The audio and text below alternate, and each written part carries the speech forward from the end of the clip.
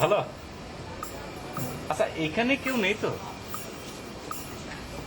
আচ্ছা একটা ওই খালি প্লেট দিলে ভালো হয়। আচ্ছা দিচ্ছি।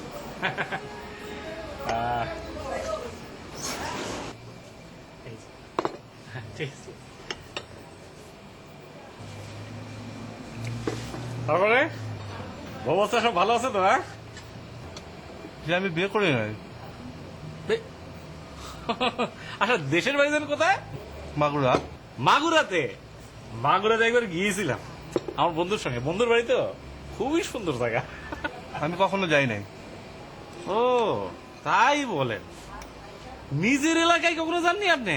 হ্যাঁ, তাহলে বুঝবেন কি করে যে সুন্দর জায়গা? মাগুরার মেয়েগুলো তো, আচ্ছা আপনি নিশ্চয়ই এরকম এই মাছ দুটো খাবেন না?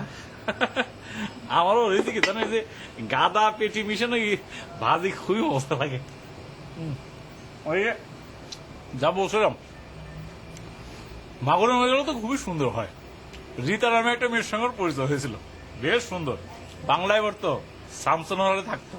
ওই যে কবিরা পর্যন্ত লিখেছে না জীবনানন্দ দাস, সে শুদ্ধ লিখেছে। মাগুরা আর বনলতা সেন লিখেছে। নাটোরের বনলতা সেন। ও মা, আপনি তো দেখছি যে একদম ইতিহাস সম্বন্ধে কিছু জানেন না। আসলে হয়েছে কি জানেন, যে জীবনানন্দ দাস প্রথমে লিখেছিল যে মাগুরার বনলতা সেন, এদিকে নাটোরবাসী বিক্ষোভ শুরু করে দিল, মানে হুলস্থুল ব্যাপার।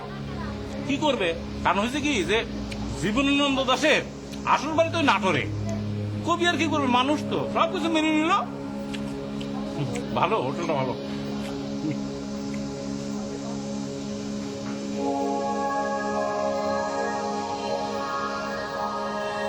নেন না, না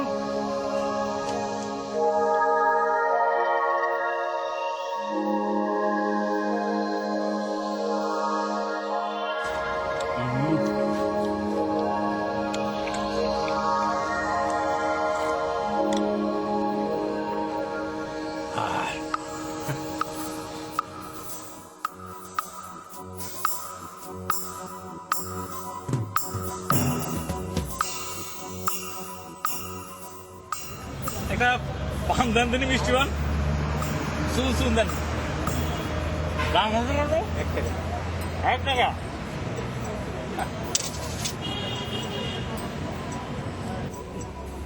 এই যে বিল কত হয়েছে? 500 টাকা। মাত্র 500 টাকা? এটা আমার বন্ধুর জন্য কোনো ব্যাপারই না। ও তো খেতে খুব পছন্দ করে, দেখেন না মোটা কিরকম। আচ্ছা ভালো কথা, এই যে বয়বা উঠছে আছে না, এদের জন্য 50 টাকা টিপস ধরে 550 টাকা ধরে দিন। হুম, খাওয়া খুব ভালো হয়েছে।